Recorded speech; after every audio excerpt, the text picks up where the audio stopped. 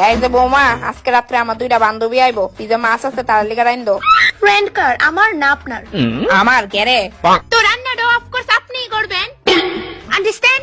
You better understand. এই যে মহোদয়, আপনার মা কিন্তু উজার দেখ কালাইতেছে। বুড়িরে কই লিমিটে থাকতো, আমারে যা খুশি তা কয়। এই আমার মা সম্পর্কে চুপ, একদম কথা কইবি না। যা গিয়ে বুড়িরে বইক্কা। তুই ভালোই জানোস তোর মা কেমন টাইপের।